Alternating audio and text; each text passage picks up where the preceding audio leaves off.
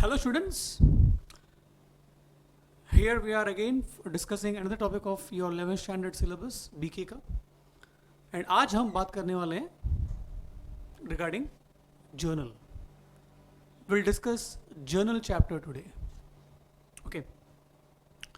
So let's first run through some important pointers regarding journal.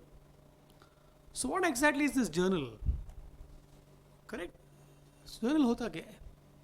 C business में 365 days transactions होते हैं and it is obvious that the businessman can not remember, the accountant also can not remember all these transactions here, so they have to be written somewhere so that you can refer, you have a record. So the very first book in which all these transactions are recorded for the very first time in debit credit ka language, that is called as journal. That particular book is called as journal. So what is journal? It is a book of primary entry या original entry. इसको हम लोग बोलते हैं journal. Alright? अब ये journal word derive कहाँ से हुआ? So the word journal has been derived from the French word jour, which means a day. So journal basically businessman का डे बुक है. हर दिन का ट्रांजैक्शन जो बुक में वो लिखता है डेबिट क्रेडिट का लैंग्वेज में, that is called as journal. Okay, clear? So जिस ऑर्डर में ट्रांजैक्शंस अकर होता है, in that order transactions are recorded inside journal. The process of entering transactions inside the journal is called as journalising. Correct? Transactions को debit credit का language में journal के अंदर लिखना, that process is called as journalising and this recording is done in the form of journal entry. Now before we learn what journal entry is, let us first understand कि ये journal दिखता कैसा है. Correct? उसका appearance क्या होता है. So this is the format of the journal. Journal book looks like this. We have a column called date, जहाँ पर transaction क्या date को हुआ, that is entered. There is a column called particulars wherein you record the names of those accounts which either got debited or got credited in the journal entry. There is one very important column here called as LF. LF में L stands for ledger and F stands for folio, which means page number. So now what is this? See, after recording the transactions in journal, these transactions are then shifted to another book called ledger. Now, why that book is prepared, that we'll discuss in the next video. But right now, please understand that after recording transactions in journal, all the transactions are shifted to another book called ledger. तो वो book का page number का reference is given in this LF वाला column. मतलब journal को देख के आपने लेजर का कौन सा पेज में एंट्री को फिर से कॉपी किया, दैट पेज नंबर का reference will be given in that LF वाला column. Then we have a column called debit rupees, जहां पर amount which got debited is entered. We have a column called credit rupees, जहां पर amount which got credited that is entered. Clear? So now let's understand how to journalize. Journal के अंदर लिखते कैसे हैं transactions को. Let's pick up few examples now. So example number 1, suppose एक transaction है purchased machinery for cash rupees 10,000. So what we are learning कि how to record this inside the journal book, that is what we are discussing right now. So we will first find out कि two accounts क्या क्या है. So purchased machinery है तो one account is machinery and other account is cash. For cash बोला है तो और एक अकाउंट कैश आ जाएगा. परचेजेस अकाउंट क्यों नहीं आएगा? बिकॉज गुड्स नहीं खरीदे हम लोग ने. करेक्ट? गुड्स के लिए हम लोग परचेज करते हैं ना. We have bought a machinery here, so that is why no purchase account. So one account is machinery, other account is cash. Machine is real account and cash is also a real account. So we got use the golden rule of real account and decide कि कौन debit and कौन credit. So the golden rule says debit what comes in, credit what goes out. Real account का ये golden rule है. And in this particular transaction, we can see that machinery is coming in and cash is going out. So machinery will be debited and cash will be credited. So how to record this inside the journal book? Let's understand. So date column पे पहले you will write the year, which is 2020. Next line पे you will write the month, that is August, then first August का transaction है. Journal में thumb rule is हमेशा the account which got debited needs to be written first. Okay. तो ये transaction में we can see कि machinery account is getting debited, तो machinery account will be done first in journal. So machinery account debit. DR is the abbreviation of the word debit. So machinery account debit will write the amount in the debit column, which is 10,000. And cash account is credited, but we will not write cash account credit. We will write here like this, to cash. To cash लिखा means cash account credit हो गया. Correct? And credit वाला amount column पे will write 10,000. I hope you got this. Now, after recording this entry inside the journal, this entry needs to be explained. Now, why that needs to be explained? Because please understand, ये journal में लिखने का काम is done by an accountant who is from a commerce background, so he knows all these things. But the businessman need not be a commerce background person, right? So how will the businessman understand this कि accountant ने ये क्या लिखा है? How will he know this? So to make the businessman understand the transaction, the accountant also needs to give a brief explanation of this entry, and this brief explanation is called as narration. So यहाँ पर bracket में ये entry को explain करना है इस तरह से, being machinery purchase for cash. इससे क्या होगा? The businessman will come to know कि भाई okay, this was the transaction. Clear? Example 2. Sold goods to Ashok rupees 30,000. अगर ये transaction है, तो first let's find out कि दो account क्या क्या है. तो one account is obviously sales because sold goods है, तो one account is sales. For cash करके नहीं लिखा है और सामने वाले का नाम दिया हुआ है, मतलब it's a credit transaction. So other account will obviously be Ashok. Sales is a nominal account. Ashok is a personal account. Sales will be credited, the reason being credit all incomes and gains. That is a goodwill of nominal account. And Ashok will be debited, the reason being he is a personal account, debit the receiver. Concept clear? So again, let's put this in that journal. So date column पे I'm writing 2020 August 5. We discussed कि debit जो है वही पहले आएगा, तो यहाँ पर Ashok account is getting debited, तो we'll write here Ashok account debit 30,000, and sales is getting credited, so we'll write here to sales 30,000, followed by narration, which basically is a brief explanation of the transaction. So being goods sold on credit. Correct? Example 3. Example 3. Transaction है paid salary to Ramesh, the manager, rupees 5,000. Paid word है, तो one account is definitely cash, that we have learnt already. Second account has to be what? Come on, guess करो क्या होना चाहिए? Yes, second account has to be salary, because purpose is more important and not the person. और purpose दिया हुआ है ना वहाँ पे salary, तो you'll ignore Ramesh, the manager. So one account is cash, other account is salary.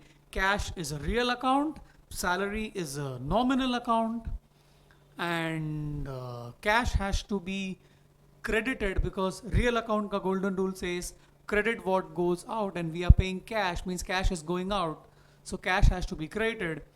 And salary being a nominal account and we are paying salary, it's an expense, so debit all expense and losses के हिसाब से salary account has to be debited.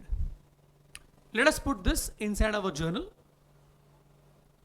So 2020 August 6th, debit पहले आएगा, तो salary account is being debited, तो will write salary account debit. Debit amount पे will write the amount that is 5,000. And cash account is getting credited, तो will write here to cash. And again we'll write the narration being salary paid. So this is how we record a transaction inside the journal. I hope this much part was very very clear to you. Let's continue our discussion now. अब ये जो journal में हम लोग entries लिखते हैं ना, these entries can be of two types. Okay, entries can be of two types. One is called as a simple journal entry. Other one is called as compound या combined journal entry. जो 3 example discuss किए हमने अभी, वो 3 example में हमने क्या देखा, एक ही डेबिट था और एक ही क्रेडिट था ना. तो जब भी एक सिंगल डेबिट और एक सिंगल क्रेडिट रहेगा ना एक ट्रांजैक्शन में, that journal entry will be called as simple journal entry. तो simple journal entry is an entry in which only 2 accounts are affected, जिसमें एक डेबिट है और एक क्रेडिट है. That is called simple journal entry. But this may not happen always. You can have more than 2 accounts involve in a journal entry. We have learn ना double entry का पहला principle, every transaction involves at least 2 accounts. अभी at least का मतलब क्या है, 2 से ज्यादा भी हो सकते हैं, 3, 4, 5, 6, 7, 8 भी हो सकते हैं अकाउंट एक ट्रांजैक्शन के अंदर. अगर वैसा है, more than 2 accounts are involved, then that journal entry is called as combined journal entry या फिर compound journal entry. Let's become an example of this combined journal entry. Let's try to understand. Okay, combined journal entry का example देखो. Suppose transaction है ऐसा, started business with cash rupees 10,000, goods rupees 5,000, machinery rupees 25,000 and furniture rupees 10,000. ऐसा एक transaction है. तो इसमें अभी क्या क्या अकाउंट दिखता है. So one is cash, other one is goods that is stock, then machinery, furniture, ये 4 दिख तो रहा है. इसके अलावा there is one more account which is capital. Now how do I know this? Started business मतलब बिजनेसमैन बिजनेस शुरू कर रहा है. एंड बिजनेस शुरू करते वक्त whatever a businessman brings into the business is called capital ना. तो started business आया मतलब one account has to be capital. So in short, in this particular transaction there are 5 accounts which are involved. कौन सा है? Cash जो दिखाई दे रहा है आपको, गुड्स मतलब स्टॉक दिखाई दे रहा है, मशीनरी दिखाई दे रहा है, फर्नीचर दिखाई दे रहा है, और एक छुपा रुस्तम कौन है? कैपिटल. ये 5 अकाउंट है. And we have to evaluate this transaction from the business perspective. That is how we judge in our subject. सारे transactions को business के angle से आपको देखना है. So cash, stock, machinery, furniture, all the 4 are real accounts, and all the 4 are coming into the business. So going by the golden rule of real account, we will say debit what comes in. So all the 4 accounts will get debited. मतलब cash debit हो जाएगा, goods debit हो जाएगा, machinery debit हो जाएगा, और furniture पे debit होएगा, कैश सोल के डेबिट होएगा, डेबिट व्हाट कम्स इन. ये चारों बिजनेस के अंदर आ रहे हैं. And all these 4 assets are being given by the businessman, and businessman is called as capital ना. Capital represents the businessman which is a personal account, and businessman is the giver. So credit the giver के हिसाब से capital account will be credited. So journal entry will be like this: cash debit, stock debit, machinery debit, furniture debit to capital. And capital में क्या करने का? ये चारों का अमाउंट को ऐड करके लिखने का, because that total amount has been brought in by the businessman. And then we have the narration of course. Clear?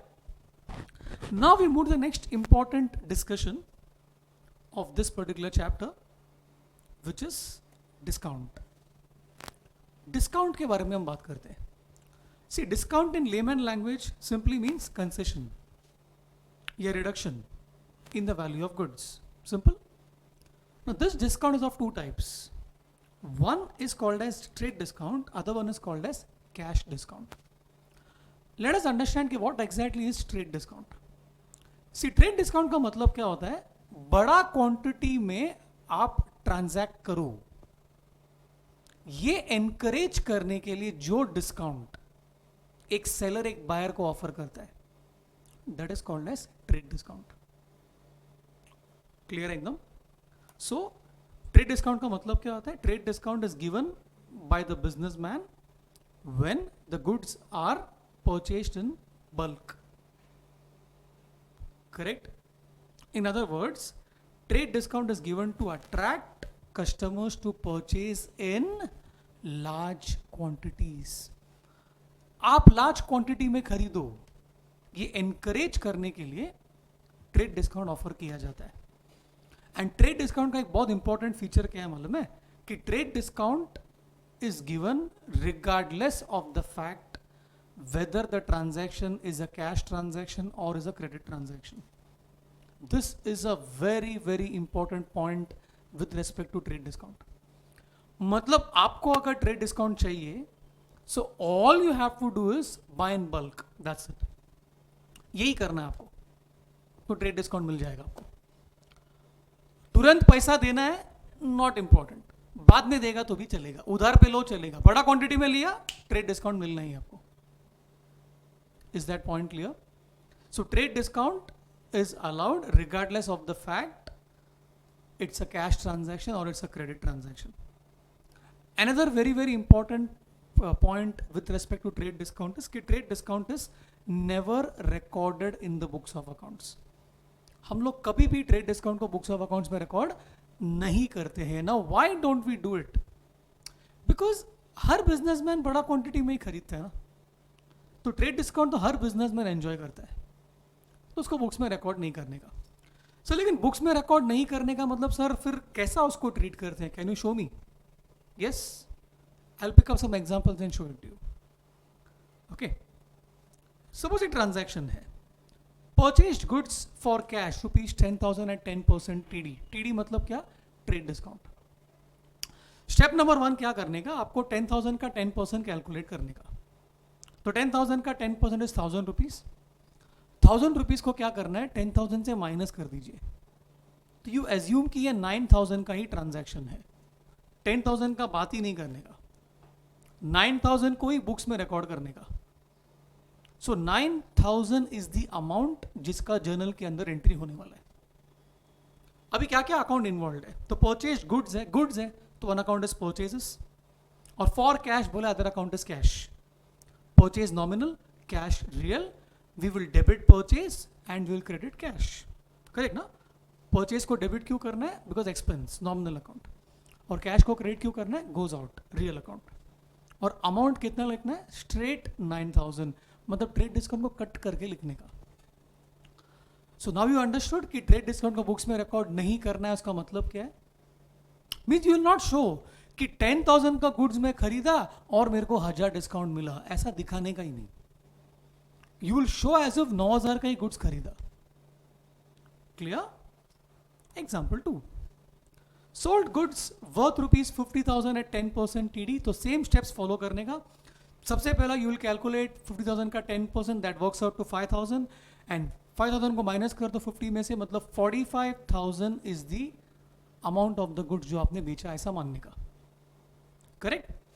अभी सोल्ड गुड्स है तो one account is sales.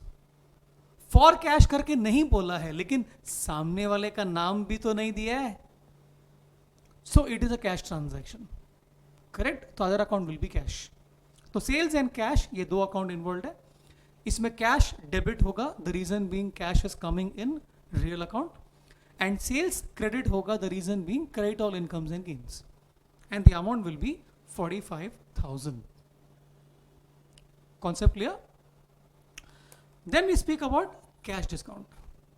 Now cash discount, as the name indicates, इसका मतलब क्या है? Spot पे you give cash, you get discount. Spot पे receive cash, you give discount. इसको बोलते हैं कैश डिस्काउंट. इसका मतलब क्या है? कि कैश डिस्काउंट अगर मुझे ऑफर करना है या मुझे मिलना है, करेक्ट, तो स्पॉट पे कैश का लेना देना होना जरूरी है. No, cash doesn't mean only cash, it also means cheque. मतलब जिस दिन को ट्रांजैक्शन हुआ, सेम डे को पेमेंट हो जाना चाहिए. चाहे वो कैश से हो, चाहे वो चेक से हो, चाहे वो NEFT हो, RTGS हो, जीपे करो, क्रेडिट कार्ड से करो, कुछ भी करो, ट्रांजैक्शन का दिन पे अगर पैसे का लेना देना हो गया, देन कैश डिस्काउंट कैलकुलेट होगा, करेक्ट. एंड कैश डिस्काउंट के लिए essentially transaction has to be a cash transaction. Trade discount में ऐसा नहीं था, है ना. मैंने क्या बोला ट्रेड डिस्काउंट के लिए, खाली बड़ा क्वांटिटी में खरीदने का बस, चाहे आप पैसा दे के लो या उधार पे लो, ट्रेड डिस्काउंट तो आने वाला ही है. But cash discount is not like this. Cash transaction के लिए the transaction has, cash discount के लिए the transaction has to be a cash transaction. Spot में पैसे का लेना देना होना चाहिए, correct. So it is given only when cash is received or paid. And another important feature of cash discount is कि cash discount is always recorded in the books of accounts. Trade discount कैसा हम लोग eliminate करते थे, eliminate करके net amount का entry करते थे. Cash discount में ऐसा नहीं होगा, correct. Let's pick up some examples. एक transaction है, suppose purchased goods worth ₹10,000 for cash, आगे लिखा है 10% CD. कैश डिस्काउंट करके बोले तो पहला क्या करने का, पहला चेक करने का कि is this a cash transaction. पहला ये चीज चेक करने का है ना, लिखा है ना for cash, so it's a cash transaction, मतलब कैश डिस्काउंट इज एप्लीकेबल. और सिंस कैश डिस्काउंट को बुक्स में रिकॉर्ड भी करना है, तो ये ट्रांजैक्शन में 3 अकाउंट्स इन्वॉल्व है. 3 परचेज गुड्स है, मतलब 1 account is purchases. For cash करके बोला है, मतलब और एक अकाउंट है cash. And cash discount applicable है और बुक्स में रिकॉर्ड भी करना है, तो और एक अकाउंट है डिस्काउंट. मतलब ये ट्रांजैक्शन में 3 अकाउंट्स इन्वॉल्व है, परचेजेस, कैश एंड डिस्काउंट. आइए हम हर चीज का अमाउंट ढूंढते हैं अभी. सो परचेज का फिगर इज 10,000. 10% CD है, तो 10,000 का 10%, तो 1,000 rupees will be your discount. So 10,000 minus 1,000, 9,000 will be the cash that you pay. Clear? अभी कौन डेबिट और कौन क्रेडिट? तो purchases will be debited, the reason being it's a nominal account, debit all expense and losses. And cash being a real account will be credited because cash is going out. Correct? Now discount is a nominal account. और हम लोग goods खरीद रहे हैं, spot पे पैसा दे रहे हैं, तो हम लोग को डिस्काउंट मिलेगा. डिस्काउंट मिलेगा means it is an income, it is a gain. And credit all incomes and gains के हिसाब से discount will B credited. So your journal entry will appear like this. Purchases debit 10,000, to cash 9,000, and to discount 1,000. Easy. Next example. Sold goods worth ₹50,000 for cash at 10% CD. Once again, for cash बोला है, मतलब वो cash transaction है, मतलब CD is applicable. तो वापस 3 account है इसमें. एक है सोल्ड गुड्स, मतलब सेल्स. फॉर कैश, इसके लिए और एक अकाउंट है कैश. एंड कैश डिस्काउंट को बुक्स में रिकॉर्ड करना है, तो और एक अकाउंट रहेगा डिस्काउंट. सेल्स का फिगर विल बी 50,000. आप देखा ट्रेड डिस्काउंट होता अगर यहां पर, तो सेल्स का फिगर को 45,000 पकड़ते और डिस्काउंट का मेंशन ही नहीं करते. बट कैश डिस्काउंट है तो क्या कर रहे देखो, मैं I am picking up 50 and discount को मैं मेंशन करने वाला हूं. तो 50,000 का 10%, 5,000 will be your discount, which means cash will B 50,000 में से माइनस करने का 5,000, दैट विल बी कैश, तो 45,000. Sales is nominal account, it's an income, so credit all incomes and gains. तो सेल्स क्रेडिट, तो बाकी दोनों हो जाएगा debit. So your journal entry will appear like this. Cash debit, the reason being debit what comes in. Discount debit, the reason being debit all expenses and losses. हम लोग goods बेच रहे हैं, means we are giving discount, it's a loss. Debit all expense and losses. And sales को credit, the reason being credit all incomes and gains. Fair enough? Let's pick up few more examples. Before that, we'll run through some points. So first is discount is a nominal account. Correct? Discount allowed will always be debited because it's a loss. and discount receipt will always be credited because it's a gain. Simple. Next important चीज जो आपको पता होना चाहिए वो ये है कि कैश एंड डिस्काउंट या बैंक एंड डिस्काउंट, ये दोनों है ना परफेक्ट जोड़ी है. मतलब अगर एक एंट्री में कैश या बैंक अगर क्रेडिट हो रहे तो डिस्काउंट भी क्रेडिट ही होगा. कैश या बैंक अगर डेबिट हो रहा है तो डिस्काउंट भी डेबिट होगा. अगर एक जर्नल एंट्री में ऐसा है तो मतलब you will never come across the journal entry जहां पर कैश डेबिट में और डिस्काउंट क्रेडिट में है, या बैंक क्रेडिट में और डिस्काउंट डेबिट में है. ऐसा होगा ही नहीं. अगर जर्नल एंट्री में कैश क्रेडिट हुआ है तो डिस्काउंट भी क्रेडिट ही होगा. बैंक डेबिट हुआ है तो डिस्काउंट भी डेबिट ही होगा.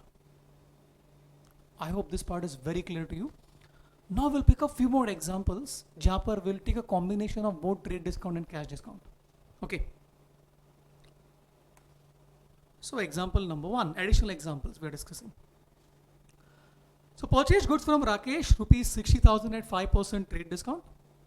So again trade discount है, books में record नहीं करना है, तो पहले आप calculate करेंगे 60,000 का 5% which is 3,000, और उसको हम लोग माइनस कर देंगे 60 में से, मतलब 57,000 का एंट्री करेंगे.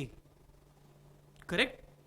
परचेज गुड्स मतलब one account is purchase, for cash करके नहीं लिखा है और सामने वाले का नाम दिया हुआ है, मतलब it's a credit transaction, so other account will be Rakesh. Purchase will be debited, the reason being it's an expense, and Rakesh will be credited, the reason being is the giver. So even though it's a credit transaction, still हम लोग ने trade discount calculate किया because वो trade discount था. Correct. Example 2, sold goods for cash rupees 60,000 at 20% TD. For cash बोला है मतलब cash transaction है, तो क्या लगता है कैश ट्रांजैक्शन में ट्रेड डिस्काउंट होगा क्या? क्या लग रहा है आपको? होगा? नहीं होगा? क्या लग रहा है? अरे होगा.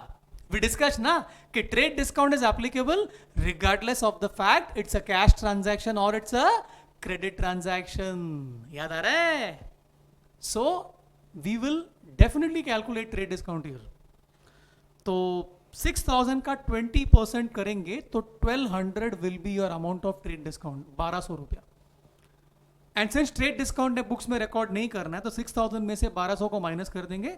सो 4,800 will be the amount of which you will pass entry inside your journal. Okay. Sold goods मतलब वन अकाउंट इज सेल्स, और फॉर कैश बोला तो और एक अकाउंट है कैश. इसमें सेल्स को हम क्रेडिट करेंगे, the reason being credit all incomes and gains, और कैश को हम डेबिट करेंगे, reason being debit what comes in. आई बात समझ में? Clear? Now look at this transaction, very interesting. Sold goods to Vijay rupees 5,000 at 10% CD. है ना? तो क्या करेंगे हम लोग? क्या करेंगे? We will calculate 5,000 का 10%. बराबर ना? Yes or no? बिल्कुल नहीं करने का है. क्यों नहीं करने का है? Because it is a credit transaction. Cash discount will not be applicable. Sir, how did you know it's a credit transaction? लिखा है ना, for cash बोला है उधर ऊपर. क्या लिखा है? sold goods to Vijay, बस for cash बोला है? नहीं. नाम दिया है सामने वाले का? हाँ. तो क्रेडिट ट्रांजैक्शन है, तो क्रेडिट ट्रांजैक्शन रहेगा तो सीडी एप्लीकेबल कैसा होगा? है ना? तो वो जो 10% सीडी करके दिया है ना, you will completely ignore it, उसको देखने का ही नहीं. क्लियर? तो यहाँ पे सोल्ड गुड्स विजय में वन अकाउंट इज सेल्स और एक अकाउंट है Vijay. Vijay will be debited because he is the receiver and sales will be credited because it's an income, और स्ट्रेट 5,000 का ही एंट्री होगा. वो 10% सीडी कैलकुलेट ही नहीं होगा बिकॉज ये कैश ट्रांजैक्शन था ही नहीं. हाँ, अगर ट्रेड डिस्काउंट होता तो मैं कैलकुलेट करता और माइनस भी करता 5,000 से, और 4,500 का यही जर्नल एंट्री करता अगर ट्रेड डिस्काउंट होता तो. बट ये कैश डिस्काउंट है और एप्लीकेबल भी नहीं है, तो you just ignore it. Sir फिर क्यों दिया था उधर? आपको कंफ्यूज करने को. एग्जामिनर इज टेस्टिंग आपको कि you are reading the transaction correctly और not. Okay, next example. Sold goods for ₹30,000 at 10% CD. क्या लगता है, CD कैलकुलेट करना चाहिए नहीं करना चाहिए? क्या लग रहा है आपको? सर फॉर कैश तो नहीं बोला है, तो सर फिर तो नहीं करना चाहिए ना. नहीं, हम लोग फिर भी करेंगे. क्यों करेंगे? बिकॉज फॉर कैश नहीं बोला है, बट सामने वाले का नाम भी तो नहीं दिया है. तो अगर सामने वाले का नाम नहीं दिया है तो it is a cash transaction. And if it's a cash transaction means cash discount is applicable. इसका मतलब ये ट्रांजैक्शन में 3 अकाउंट रहेंगे.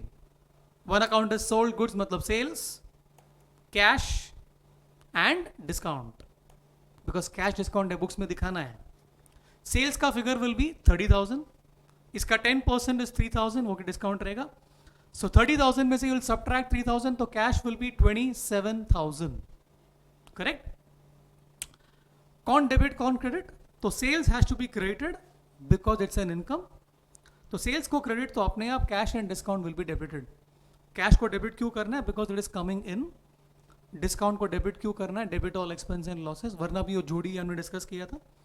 एंड सेल्स को क्रेडिट करना है बिकॉज इट गोज आउट, है ना. क्या गोज आउट? कुछ भी. सेल्स को क्रेडिट करेंगे because it's an income for the business, nominal account. Clear? Alright, the next example now. This is very very interesting, very interesting example. Received ₹4,800 from Akash in full settlement of ₹5,000. कभी भी याद रखना, full settlement करके word आ गया ना transaction में, सो one account will definitely be discount. ये तो पक्का है. सर लेकिन वो कौन सा डिस्काउंट रहेगा? सर ट्रेड डिस्काउंट की cash discount? Definitely cash discount है because of the word received. आपको पैसे मिल रहे हैं, पैसे मिल रहे हैं मतलब it has to be cash discount. और सर बुक्स में रिकॉर्ड भी करना होता है. इसका मतलब ये ट्रांजैक्शन में है ना 3 अकाउंट है, 3. एक तो रिसीव्ड है, इसके लिए कैश आएगा. फुल सेटलमेंट वर्ड है, इसके लिए डिस्काउंट आएगा. और एक आएगा Akash. So Akash, cash and discount. Cash and discount को रखने का बाजू बाजू, बिकॉज जोड़ी है ना वो लोग, तो कैश एंड डिस्काउंट को एक तरफ में रखने का और आकाश को यहां पे रखने का. सो आकाश से originally we had to receive how much? 5,000. That is the gross amount that was due, but we received how much? 4,800. That too in full settlement, मतलब बाकी का 200 मिलने वाला ही नहीं है. तो वो क्या है? डिस्काउंट है. Clear? Akash is a personal account. He is the giver of money because we are receiving मतलब he is giving ना. तो आकाश हो जाएगा credit, credit the giver. Cash is a real account, we are receiving cash, तो coming in तो debit. और cash अगर debit मतलब डिस्काउंट भी credit, debit. Simple. So your journal entry will look like this: cash debit, discount debit to Akash. Clear? One more example like this. Paid ₹7,000 to Prakash in full settlement of ₹7,500. Paid word है तो one account is obviously cash. Full settlement word है मतलब और एक account होगा discount, और वो cash discount है बिकॉज हम पैसे दे रहे हैं और बुक्स में रिकॉर्ड करना है उसको, तो और एक अकाउंट डिस्काउंट है. And third account is obviously Prakash because purpose नहीं दिया है. सो प्रकाश, कैश एंड डिस्काउंट, ये 3 अकाउंट है. ओरिजिनली प्रकाश को वी हैड टू पे 7,500. हमारे पास कैश हमने कितना पे किया? ओनली 7,000. एंड बाकी का 500 रुपया इज डिस्काउंट. क्लियर? अभी कौन डेबिट और कौन credit? We are paying Prakash. तो we are paying Prakash means Prakash is the receiver. So Prakash is the receiver, so debit the receiver के हिसाब से हम लोग क्या करेंगे? प्रकाश को डेबिट करेंगे एंड कैश को क्रेडिट करेंगे because cash is going out, और डिस्काउंट को हम क्रेडिट करेंगे, the reason being credit all incomes and gains. So the entry will look like this. Clear एकदम? Now let's discuss the next example. Suppose transaction है purchase goods of ₹50,000 at 10% trade discount and 10% cash discount. Oh my god. एक ही transaction में दोनों discount है, trade discount भी है और cash discount भी है. Is it possible? यस. क्यों नहीं पॉसिबल है? बड़ा क्वांटिटी में लिया इसलिए ट्रेड डिस्काउंट, और तुरंत पेमेंट हो रहा है इसके लिए कैश डिस्काउंट. पॉसिबल. करेक्ट. अच्छा, वैसे फॉर कैश करके लिखा नहीं है, बट सामने वाले का नाम दिया नहीं है, मतलब कैश डिस्काउंट एप्लीकेबल होगा because we assume it's a cash transaction. अभी काम कैसा करने का देखो. सबसे पहले तो 50,000 का गुड्स है, आप उसका 10% ट्रेड डिस्काउंट जो है वो माइनस कर देंगे. तो 50,000 में से 10% माइनस किया, मतलब 45,000 इज द अमाउंट जिसका जर्नल में एंट्री होगा. वैसे ये जो 50,000 है ना, इसको बोलते हैं gross price. So gross price 50,000 है. From that you subtract your 10% TD which is 5,000. So your net price will be 45,000, the amount of which you will pass entry in your journal. And ये cash transaction है, पता चल गया. तो यहाँ पर अभी 3 अकाउंट इन्वॉल्व है. एक परचेज गुड्स है, इसके लिए परचेजेस, दूसरा है कैश, और तीसरा है डिस्काउंट. परचेजेस का figure will be 45,000 trade discount minus करने के बाद वाला amount. On that 45,000 you will calculate 10% cash discount which is 4,500. तो 45,000 में से 4,500 माइनस कर देंगे तो कैश विल बी 40,500. क्लियर? अभी कौन डेबिट होगा और कौन क्रेडिट होगा, let's try to understand. Purchases nominal account है, एक्सपेंस है, तो वो डेबिट होगा. तो कैश एंड डिस्काउंट अपने आप क्या हो जाएगा, क्रेडिट हो जाएगा. कैश हम दे रहे हैं तो गोज आउट, इसके लिए क्रेडिट. डिस्काउंट हमें मिल रहा है, इसके लिए इनकम है, क्रेडिट. और परचेज एक्सपेंस है बोल के debit. So the entry will look like this. Clear? Next example. Sold goods of rupees 80,000 at 10% TD and 5% CD. So once again, पहला 80,000 जो है वो ग्रॉस प्राइस है, उसमें से आप 10% ट्रेड डिस्काउंट को माइनस कर देंगे, मतलब 8,000 माइनस हो जाएगा.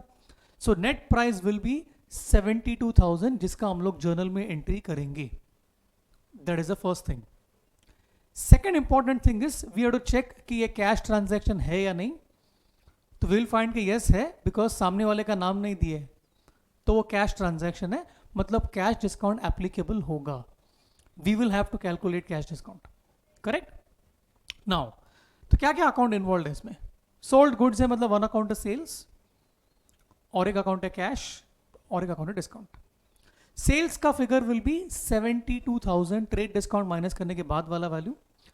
On that 72,000 you will calculate 5% CD which comes to 3,600. So from 72 you subtract 3,600, तो cash का amount will be 68,400. Clear? Sales is nominal account, income credit, तो cash and discount will be debit. So the entry will look like this. Sorry. So cash debit because comes in, discount debit because expense, sales को credit because it's an income. Okay. Next example.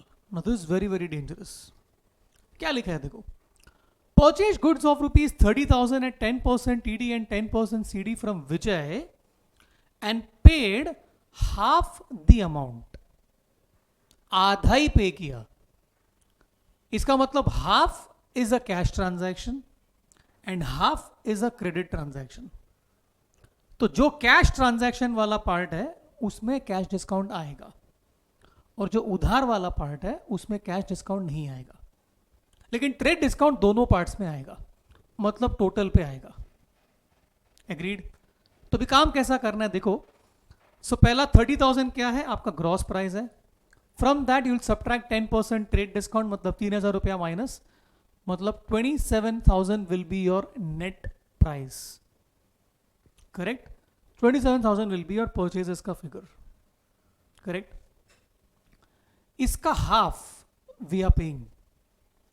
तो जो half हम पे कर रहे हैं उसमें discount आने वाला है, मतलब एक हाफ के लिए आएगा दो अकाउंट, कैश और डिस्काउंट. करेक्ट? और जो हाफ हम पे नहीं कर रहे हैं उसके लिए सामने वाले का नाम आएगा, मतलब विजय आएगा. सो इन शॉर्ट इसमें 4 अकाउंट हो गए, purchases, cash, discount and Vijay. Purchase का figure will be 27,000, trade discount minus करने के बाद वाला वैल्यू, इसका हाफ पहला करेंगे, 27,000 का हाफ कम्स टू 13,500 जो बटेगा बिटवीन कैश एंड डिस्काउंट, और बाकी का जो हाफ है वो विजय के सामने आ जाएगा। 13,500 को बांटना है हमें कैश एंड डिस्काउंट के बीच में, तो उसके लिए अपने को सीडी का परसेंटेज चाहिए, तो सीडी का परसेंटेज इज 10%। सो 13,500 का 10% कैलकुलेट करने का, that will come down to 1350। So 13,500 means you subtract 1350, so your cash will be 12,150. This is the amount of your transaction. I hope you understood how the amount is being calculated. Now let's finalize debit and credit. Purchases nominal account है, expense है, तो debit होगा, simple बात है। तो बाकी सब जो है वो credit हो जाएगा। सबका reason भी है, कैश को हम क्रेडिट क्यों कर रहे हैं, because cash is going out, we are buying goods, मतलब पैसा दे रहे हैं ना। डिस्काउंट को हम क्रेडिट क्यों कर रहे हैं, इनकम, हमको डिस्काउंट मिल रहा है। और विजय को हम क्रेडिट क्यों कर रहे हैं, बिकॉज बाकी का आधा माल विजय ने हमको दिया, हमने उसको पैसा नहीं दिया, ही इज द गिवर, तो we credit Vijay for that half amount. So the entry will appear in the journal like this, purchases debit to cash, to discount and to Vijay. Clear? Next example, sold goods of rupees 60,000 to Ashok at 10% TD and 10% CD and paid 1/3 amount by check. So once again, step number 1, आप 10% trade discount पहले minus कर दीजिए। So 60 में से 10% trade discount गया, मतलब 54,000 is the net value of the goods that got sold. अब हमने कितना रिसीव हुआ, अपने को 1/3 अमाउंट रिसीव हुआ है, करेक्ट। तो 1/3 में कैश डिस्काउंट आएगा, भले ही वो चेक से पेमेंट मिला रहेगा। बाकी का 2/3 में कैश डिस्काउंट नहीं आएगा, बिकॉज उधर वाला ट्रांजैक्शन है, correct. So 54,000 will be your sales, correct. इसका 1/3 को 2 पार्ट में डिवाइड करेंगे, वो रहेगा बैंक एंड डिस्काउंट, और बचा हुआ 2/3 विल बी सामने वाला, दैट इज अशोक। तो सेल्स इज 54,000, इसका 1/3 इज 18,000 जो हमें बांटना है बैंक और डिस्काउंट के बीच में। 54 में से 18 चला गया, 36,000 जो है वो अशोक के सामने आएगा। Concept clear? नाउ सीडी का रेट क्या है, सीडी का रेट इज 10%, तो 18,000 का 10% you will calculate, that comes to 1800। So 1800 is your discount, तो 18,000 में से 1800 चला गया, तो 16,200 will be your बैंक का amount. Clear? Sales is nominal account, income, so credit, so rest all will get debited. So the entry will appear in the journal like this: bank debit, discount debit, Ashok debit to sales। Bank debit क्यों? Bank is a personal account and bank is receiving money. हम लोग ने goods बेचा है तो पैसा आएगा हमारे अकाउंट में, तो our bank account is receiver, इसलिए बैंक को डेबिट। डिस्काउंट को डेबिट क्यों किया? एक्सपेंस, हमने गुड्स बेचा तो हम डिस्काउंट दे रहे हैं कस्टमर को, एक्सपेंस। अशोक को डेबिट क्यों किया? He is the receiver. And sales को क्रेडिट क्यों किया? It is an income. Clear? So I hope this video is very useful to you. For many more videos like this, please subscribe to our YouTube channel Mensa Commerce Classes. You may even visit our website mensaclasses.com. Wishing you all the very best. Thank you.